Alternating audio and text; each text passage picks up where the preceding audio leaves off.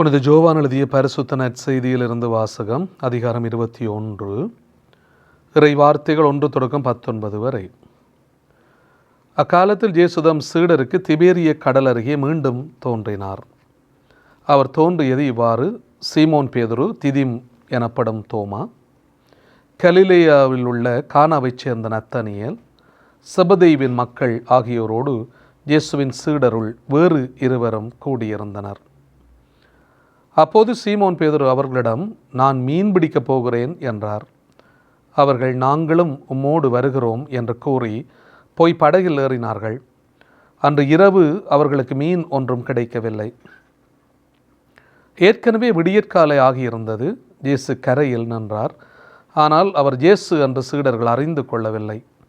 இயேசு அவர்களிடம், பிள்ளைகளே, மீன் ஒன்றும் படவில்லையா என்று கேட்டார். அதற்கு அவர்கள் இல்லை என்றார்கள். அவர், படகின் வலப்பக்கத்தில் வலை வீசுங்கள், மீன் கிடைக்கும் என்று அவர்களிடம் கூறினார். அவர்களும் அவ்வாறே வீசினார்கள். மீன்கள் மிகுதியாக அகப்பட்டதால் அவர்கள் வலையை இழுக்க முடியவில்லை. இயேசுவின் அன்பு சீடர் அதை கண்டு பேதுருவிடம், அங்கு நிற்பவர் ஆண்டவர் தாம் என்றார். அதை கேட்டவுடன் தம் ஆடையை களைந்திருந்த சீமோன் பேதுரு ஆடையை இடுப்பில் கட்டிக்கொண்டு கடலில் குதித்தார். மற்ற சீடர்கள் மீன்களுடன் வலையை இழுத்து கொண்டு படகிலேயே வந்தார்கள். அவர்கள் கரையிலிருந்து வெகு தொலையில் இல்லை, ஏறக்குறைய 100 மீட்டர் தொலையில்தான் இருந்தார்கள். படகை விட்டு இறங்கியவுடன் கரையினால் தீ மூட்டியிருப்பதையும் அதன் மீது மீன் வைத்திருப்பதையும் அவர்கள் கண்டார்கள். அங்கு அப்பமும் இருந்தது. இயேசு அவர்களிடம், நீங்கள் இப்போது பிடித்தவற்றில் சில மீன்களை கொண்டு வாருங்கள் என்றார். சீமோன் பேதுரு படகில் ஏறி வலையை கரைக்கு இழுத்தார். வலை நிறைய பெரிய மீன்கள் இருந்தன.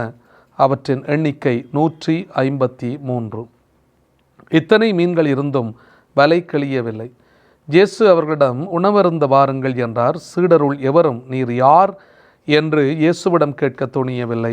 ஏனெனில் அவர் ஆண்டவர் தாம் என்று அவர்கள் அறிந்து கொண்டார்கள். இயேசு அவர்கள் அருகில் வந்து அப்பத்தை எடுத்து அவர்களிடம் கொடுத்தார். மீனையும் அவ்வாறே கொடுத்தார். இவ்வாறு இயேசு இறந்து உயிருடன் எழுப்பப்பட்ட பின்பு தம் சீடருக்கு இப்போது 3ஆம் முறையாக தோன்றினார். அவர்கள் உணவருந்திய பின் இயேசு சீமோன் பேதுருவிடம், ஜோவானின் மகன் சீமோனே, நீ இவர்களை விட மிகுதியாக என் மீது அன்பு செலுத்துகிறாயா என்று கேட்டார். அவர் இயேசுவிடம், ஆம் ஆண்டவரே, எனக்கு உம்மிடம் அன்பு உண்டு என உமக்கு தெரியுமே என்றார். இயேசு அவரிடம், என் ஆட்டுக்குட்டிகளை பேணி வளர் என்றார். 2ஆம் முறையாக இயேசு அவரிடம், ஜோவானின் மகன் சீமோனே, நீ என் மீது அன்பு செலுத்துகிறாயா என்று கேட்டார். அவர் இயேசுவிடம், ஆம் ஆண்டவரே, எனக்கு உம்மிடம் அன்பு உண்டு என உமக்கு தெரியுமே என்றார். இயேசு அவரிடம், என் ஆடுகளை மேய் என்றார். 3ஆம் முறையாக இயேசு அவரிடம், ஜோவானின் மகன் சீமோனே, உனக்கு என்னிடம் அன்பு உண்டா என்று கேட்டார். உனக்கு என்னிடம் அன்பு உண்டா என்று இயேசு 3ஆம் முறை கேட்டதால் பேதுரு துயருற்று அவரிடம், ஆண்டவரே, உமக்கு எல்லாம் தெரியுமே, எனக்கு உம்மீது அன்பு உண்டு என்பது நீர் அறியாத ஒன்றா என்றார். இயேசு அவரிடம், என் ஆடுகளை பேணி வளர். நீ இளைஞனாக இருந்தபோது நீயே இடையை கட்டிக்கொண்டு உனக்கு விருப்பமான இடத்தில் நடமாடி வந்தாய். உனக்கு முதிர்ந்த வயது ஆகும்போது நீ கைகளை விரித்து கொடுப்பாய். வேறொருவர் உன்னை கட்டி உனக்கு விருப்பமில்லாத இடத்திற்கு கூட்டிச் செல்வார் என உறுதியாக உனக்கு சொல்கிறேன் என்றார். பேதுரு எவ்வாறு இறந்து கடவுளை மாட்சிப்படுத்தப் போகிறார் என்பதை குறிப்பிட்டே அவர் இவ்வாறு சொன்னார். இதை சொன்னபின் பேதுருவிடம், என்னை பின்தொடர் என்றார். வாழ்வு தரும் இயேசு கிறிஸ்துவின் நற்செய்தி. கிறிஸ்துவே உமக்கு புகழ். இயேசுவிலே அன்புமிக்க சகோதர சகோதரிகளே, பாஸ்கா காலத்தினுடைய 3வது வாரத்துக்குள்ளே நாங்கள் நுழைகின்றோம். உயிர்த்த இயேசுவினுடைய உடன் இருப்பு சீடர்களோடு எப்போதுமே பயணித்து கொண்டிருந்திருக்கிறது. ஆண்டவர் இயேசுவினுடைய உடன் இருப்பினுடைய ஆசீர்வாதம் அவர் உயிர்த்த பிற்பாடு வல்லமையுள்ள ஆண்டவர் என்பதை வெளிப்படுத்தி கொண்டே இருந்தது. அதற்கு சீடர்கள் சாட்சிகளாக இருந்தார்கள். அவர்கள் இயேசுவை கண்டார்கள், இயேசுவை தொட்டார்கள், இயேசுவோடு சாப்பிட்டார்கள், உணவருந்தினார்கள். இயேசு அவர்களோடு தன்னுடைய உடனிருப்பை எப்போதும் தான் இருக்கிறேன் என்பதை அவர் வெளிப்படுத்தி கொண்டே இருந்திருக்கிறார். அதனுடைய ஒரு சிறப்பை தான் இன்றைக்கு நாங்கள் நற்செய்தியிலே பார்க்கிறோம். அன்பானவர்களே, இதே விடயத்தை நாங்கள் யோவான் நற்செய்தியினுடைய தொடக்கத்திலே நாங்கள் பார்க்கலாம். இந்த ராயப்பரை ஆண்டவர் எப்படி அழைத்தார் என்பதை நாங்கள் பார்க்கிற போது இதே ஒரு நிகழ்ச்சி எங்களுடைய கண் முன்னாலே வந்து போய்கொண்டு இருக்கிறது. பிள்ளைகளே, மீனொன்றும் உங்களுக்கு கிடைக்கவில்லையா? இல்லை என்று சொன்னபோது படகினுடைய வலப்பக்கம் வலைகளை வீசுங்கள் அப்படின்னு சொல்லுவார். இதே விடயத்தை தான் நாங்கள் முதலிலேயும் பார்க்கிறோம்.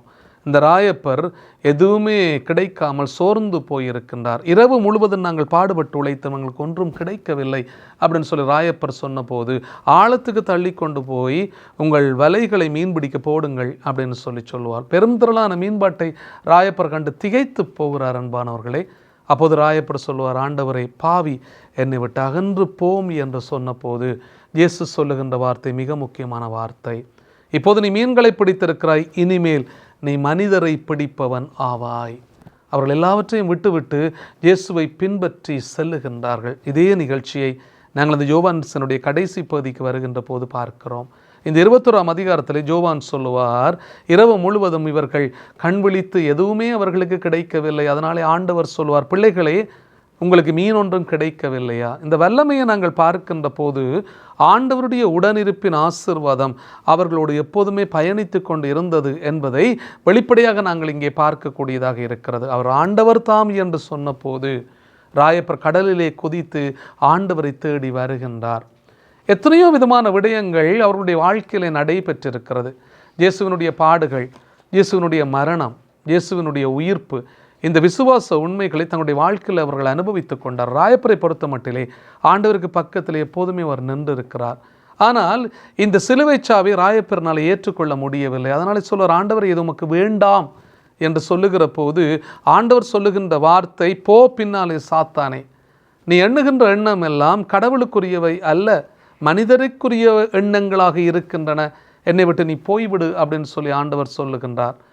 அன்பானவர்களே, இன்றைக்கு நாங்கள் பார்க்கலாம், இந்த ராயப்பர் ஒவ்வொரு தடவையும் ஆண்டவரை சந்திக்கின்ற போது பெரிய பெரிய காரியங்கள் அங்கே நிகழ்ந்து கொண்டு இருந்திருக்கின்றன. ஆண்டவர் தாபோர் மலையிலே உருமாற்றம் அடைந்த போது ராயப்பர் அங்கே இருக்கிறார். அங்கே இருந்து சொல்வார், ஆண்டவரை உமக்கொன்றும் மோயிசனுக்கொன்றும் எலியாவுக்கொன்றுமாக 3 கூடாரம் நாங்கள் அமைப்போமா, இங்கே இருப்போமா என்று சொல்லுவார். ஆனால் ஆண்டவர் சொல்லுவார், நாங்கள் இந்த உலகத்துக்குள்ளே போக வேண்டும், பாடுகளை நாங்கள் அனுபவிக்க வேண்டும், மாட்சி அடைவதற்கு பாடுகள் மிகவும் முக்கியமானவை என்பதை ஆண்டவர் இயேசு தன்னுடைய வாழ்க்கையில் எப்போதுமே சொல்லிக்கொண்டே இருந்திருக்கிறார். ஆண்டவர் இயேசு சீடர்களுடைய பாதங்களை கழுவுகின்ற அந்த நிகழ்ச்சியிலையும் ராயப்பர் சொல்வார், ஆண்டவர் இது உமக்கு வேண்டாம், நீர் என்னுடைய பாதங்களை கழுவ நான் விடவே விடமாட்டேன் என்று சொல்லுகின்ற போது ஆண்டவர் சொல்லுவார், நான் உன்னுடைய காலடிகளை கழுவாவட்டல, என்னோடு உனக்கு பங்கில்லை அப்படின்னு சொல்லுகிற போது ஆண்டவரே என் காலடிகளை மட்டுமல்ல என் கைகளையும் என் தலையையும் கூட கழுவும் என்று சொல்லுவார். இது ராயப்பரனுடைய வாழ்க்கையில் நடந்த விடயம். கடைசியாக எல்லாரும் உம்மை விட்டு ஓடி போனாலும் நான் உம்மை விட்டு ஒருபோதும் ஓடிப்போக மாட்டேன் என்று சொன்ன ராயப்பருக்கு ஆண்டவர் சொல்லுகின்ற வார்த்தை, நீ 3 முறை என்னை மறுதளித்த பிற்பாடுதான் சேவல் கூவும் என்று சொல்லுவார். இந்த நிகழ்ச்சியை நாங்கள் ஒருக்க நினைத்து பார்ப்போம். ஆண்டவர் இயேசு தலைமை குருவினுடைய இடத்திலே அங்கே நிற்கின்ற போது மிகவும் கேவலமாக கொடுமைப்படுத்தப்பட்டு கொண்டிருந்த நேரத்திலே ராயப்பர் 3 தடவை அவர் மறுதளிக்கின்றார். அப்போது இயேசு திரும்பி பார்க்கின்றார், ராயப்பர் மனம் திரும்பி அழுகின்றார் என்று பார்க்கிறோம். இன்றைக்கு நற்செய்தியிலே ஆண்டவர் 3 தடவைகள் ராயப்பரை பார்த்து கேட்பார், நீ என்னை அன்பு செய்கிறாயா, நீ என்னை அன்பு செய்கிறாயா? நீ 3 தடவை என்னை மறுதளித்த ஒரு மனிதன். ஆனாலும் ஆண்டவர் பலத்தை சக்தியை ராயப்பரிடத்திலே கொடுக்கிறார். இந்த ராயப்பருக்கு சொல்லுவார், நீ பாறை, இந்த பாறையின் மேல் என்னுடைய திருச்சபையை கட்டுவேன். எப்படிப்பட்டவன் தெரியுமா? திருச்சபையை கட்டி வல்லமையை அனுபவிக்கின்ற இந்த திருச்சபையை, நான் வழிநடத்துகின்ற திருச்சபையை நீ வழிநடத்தி கொண்டிருக்க வேண்டும். அதுக்காண்டி உன்னை நான் தலைவராக நான் உன்னை ஏற்படுத்தி இருக்கிறேன் என்று சொல்லி ஆண்டவர் ஒரு பெரிய அழைப்பையும் கொடுப்பார். இன்றைக்கு ராயப்பரை பார்த்து ஆண்டவர் கேட்பார், 3 தடவைகள் நீ என்னை அன்பு செய்கிறாயா? ஆமாண்டவரே, நான் அன்பு செய்கிறேன் என்று உமக்கு தெரியும் தானே ஆண்டவர்? உமக்கு தெரியாத எது இருக்கிறது? இயேசுவினுடைய வல்லமையை நாங்கள் அனுபவிக்கிறோமா? அவருடைய உடனிருப்பின் ஆசீர்வாதம் எங்களோடு இருக்கிறது என்பதை நாங்கள் சரியாக புரிந்து கொள்ளுகிறோமா? அன்பானவர்களே, நாங்கள் நம்பிய அந்த இயேசு நாங்கள் நம்பிய இயேசு எங்களோடு இருக்கிறார், அவருடைய உடனிருப்பின் ஆசீர்வாதம் எங்களோடு எப்போதுமே கடந்து வந்து கொண்டிருக்கிறது என்பதை சரியான விதத்தில் நாங்கள் புரிந்து கொள்ளவில்லை. அதனால்தான் அன்புமிக்க சகோதரங்களே, இந்த துன்பங்கள், இந்த வேதனைகள், இந்த கஷ்டங்கள், இந்த நோய்கள், இந்த தாக்கங்களை எல்லாம் நாங்கள் பார்க்கிற போது ஆண்டவர் எங்களோடு இல்லை என்று நாங்கள் நினைத்து கொள்ளுகிறோம். சீடர்கள் கூட அப்படிதான் நினைத்தார்கள். ஆனால் ஆண்டவர் சீடர்களை விட்டு போய்விடவில்லை. சீடர்களோடு எப்போதுமே பயணித்து கொண்டே இருந்திருக்கிறார். உயிர்த்த இயேசுவினுடைய உடனிருப்பை வாழ்க்கையிலே உணர்ந்து பார்க்கின்ற ஒப்பற்ற நேரங்களை பற்றி அறிந்து கொள்ளவே இன்றைக்கு திருவழிபாடு எங்களை சிறப்பான விதத்தில் அழைத்து நிற்கிறது. அன்பானவர்களே, தடுமாறிய பேதுரு தன்னையே கையளிப்பு நிலைக்கு ஒப்பு கொடுக்கின்றார். உட்படுத்திய அந்த நிலையிலிருந்து மனிதருக்கு கீழ்ப்படிவதை விட கடவுளுக்கு கீழ்ப்படிய வேண்டும் என்று சொல்லுவார். இந்த முதலாவது வாசகத்திலே திருத்துதர் பணிகளிலே சொல்லுவார், மனிதருக்கு நாங்கள் கீழ்ப்படிய வேண்டிய தேவையில்லை, கடவுளுக்கு நாங்கள் கீழ்ப்படிந்தால் அது எங்களுக்கு வல்லமை உள்ளதாக மாறுகிறது. இயேசுவுக்காக தங்களுடைய வாழ்க்கையை அர்ப்பணிப்பதற்கு ராயப்பர் துணிந்து விடுகின்றார். எவ்வளவு தூரத்துக்கு இயேசுவை மறுதளித்தாரோ அவ்வளவுக்கு அதிகமாக அன்பானவர்களே இயேசுவை அவர் அன்பு செய்து தன்னுடைய வாழ்க்கையை அவர் இயேசுவுக்காக கொடுக்கின்றார் என்று நாங்கள் பார்க்க முடியும். இதான் உயிர்த்த இயேசுவினுடைய சக்தி விண்ணரசை நிரப்புகின்ற சக்தியாக விளங்குகிறது. இந்த காட்சி அவரது இதயத்திலே ஒரு சிறப்பான வெளிப்பாடாக அமைந்திருக்கிறது. அதைத்தான் இன்றைக்கு 2ஆம் வாசகத்திலே நாங்கள் பார்க்கிறோம். திருவெளிப்பாட்டு நூலிலே ஜோவான் மிகவும் அழகாக எங்களுக்கு சொல்லித் தருகிறார். பேதுரு தன்னையே நம்பிய நிலைக்கு அவர் தள்ளப்பட்டார். சிலுவை சாவை முன்னறிவித்த போது ஐயோ இது உமக்கு வேண்டாம் என்று சொல்லுவார். எங்களை நாங்கள் நம்புகிறோமா? கடவுளை நாங்கள் நம்புகிறோமா? இன்றைக்கு அன்பானவர்களே, பலரும் நாங்கள் எங்களை நம்பி இருக்கிறோம். மனிதர் மீது நீ நம்பிக்கை வைப்பதை விட ஆண்டவராகிய என்னிடத்திலே அடைக்கலம் புகுவது உனக்கு நலம். உயர்குடியினர் மீது நீ நம்பிக்கை வைப்பதை விட ஆண்டவராகிய என்னிடத்திலே சரணாகதி அடைந்து கொள்வது உனக்கு நலம் என்று சொல்லி ஆண்டவர் எங்களுக்கு ஒரு சிறப்பான அழைப்பை தந்து கொண்டே இருப்பார். நாங்கள் எதை நம்பி வாழ்ந்து கொண்டிருக்கிறோம்? எங்களுடைய வாழ்க்கையினுடைய அர்த்தம் என்ன என்பதை நாங்கள் சரியாக புரிந்து கொண்டிருக்கிறோமா? உயிர்த்த ஆண்டவர் எங்களோடு வாழ்ந்து கொண்டிருக்கிறார், அவருடைய உடனிருப்பின் சிறப்பு எங்களோடு இருக்கிறது என்பதை நாங்கள் எங்களுடைய வாழ்க்கையிலே புரிந்து கொள்ளுகிறோமா? அன்பானவர்களே, இன்றைக்கு நாங்கள் நினைத்து பார்ப்போம். ஆண்டவர் எங்களிடத்திலே அதே கேள்வித்தான் கேட்கிறார். மகனே மகளே, நீ என்னை அன்பு செய்கிறாயா?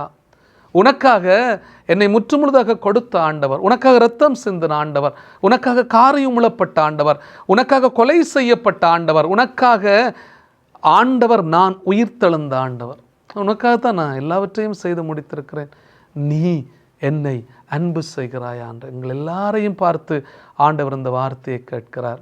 ஆண்டவரே, நாங்கள் உம்மை அன்பு செய்கிறோம் என்பது உங்களுக்கு தெரியும் தானே என்று நாங்கள் ராயப்பரை போல கூற முடியுமா? ஏனென்றால் ராயப்பர் எவ்வளவு தூரத்துக்கு அன்பு செய்தார் தெரியுமா? தன்னுடைய வாழ்வு முழுவதையுமே இயேசுவுக்காக அவர் அர்ப்பணிக்கின்றார். தலைகீழாக சிலுவையிலே அவர் அறையப்பட்ட போது அன்பானவர்களே, ஆண்டவரே, என்னுடைய வாழ்க்கையை நான் உம்முடைய கைகளிலே தருகிறேன் என்றால் நான் உமக்காக இந்த உலகத்திலே வாழ்ந்திருக்கிறேன் இத்தனை ஆண்டு காலமாக. நாங்களும் அப்படி சொல்ல முடியுமா? இயேசுவை அன்பு செய்கிறோம் என்று சொல்லிக்கொண்டு முரண் சாட்சிகளாக நாங்கள் எத்தனை பேர் வாழ்ந்திருக்கிறோம்?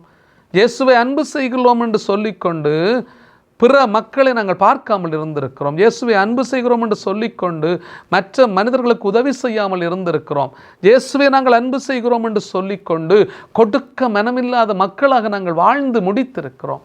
இயேசுவை நாங்கள் அன்பு செய்கிறோம் என்று சொன்னால் மற்ற மனிதர்களுக்காக நாங்கள் எப்போதுமே வாழ வேண்டும். அன்பானவர்களே, இன்றைக்கு அந்த ஒரு செய்தியை ஆண்டவர் எங்களுக்கு தருகிறார். வாழ்விலே சாதனைகள் பல சாதித்த பிறகும் கிடைக்காத நிம்மதி இயேசுவை புரிந்து கொண்ட போது அது எங்களுக்கு கிடைக்கின்றது. சாதிக்கலாம் இயேசுவை கண்ட பிற்பாடு. மற்றவர்கள் நமக்கு ஏதாவது சொல்வார்களா என்கின்ற எதிர்பார்ப்பு அதிகமாக நமக்குள்ளே இருப்பதால் நாம் மற்றவர்களுக்கு செய்ய வேண்டியவற்றை மறந்து விடுகிறோம். இன்றைக்கு ஒரு நினைச்சு பார்ப்போம், நாங்கள் மற்ற மனிதர்களுக்கு என்ன நன்மைத்தனங்களை நாங்கள் செய்திருக்கிறோம்? இயேசுவினுடைய சீடர்களைப் போல வேதனைகளில் சோதனைகளில் தத்தளித்து எப்படி நிலைப்பாடு எடுப்பது என்று தடுமாறுகின்ற போது உயிர்த்த ஆண்டவர் அவர்களோடு உடன் இருந்தாரே, நம்மளோடும் இந்த உயிர்த்த ஆண்டவர் இருக்கிறார். அவருடைய பிரசனம் இப்போது நமக்கு வருகிறது. நமது துன்ப துயரங்களிலே இறைவனை இதயத்தில் ஏற்கும்போது அவருடைய கரம் நம்மை தாங்கி அவருடைய உடனிருப்பு நமது உணர்வுகளிலே உறவுகளிலே நிலைத்திருக்கும் என்பதை நாங்கள் புரிந்து கொள்ளுகிறோமா? எனவே அன்புமிக்க சகோதரங்களே, நாங்களும் ஆண்டவருடைய உடனிருப்பை புரிந்து கொள்ளுவோம். அந்த சீடர்களோடு பயணித்த ஆண்டவர், நீ என்னை அன்பு செய்கிறாய் என்ற ராயப்பரை பார்த்து கேட்ட ஆண்டவர், மறுதலித்த ராயப்பரிடத்திலே அன்பை பற்றி ஆண்டவர் பேசிக்கொண்டே இருந்தார். ராயப்பர், ஆண்டவரே நான் உம்மை அன்பு செய்கிறேன் என்று உமக்கு தெரியுமே என்று சொல்லுவார். நாங்களும் இயேசுவை அன்பு செய்கிறோமா? அவருடைய உடனிருப்பு, உயிர்த்த அவருடைய பிரசன்னம் எங்களோடு கடந்து வந்து கொண்டே இருக்கிறது. அந்த உயிர்ப்புக்கு சாட்சியம் கொடுக்கிற பிள்ளைகளாக நாங்களும் வாழ தொடர்ந்தும் நாங்களும் செபிப்போம். ஆமென்.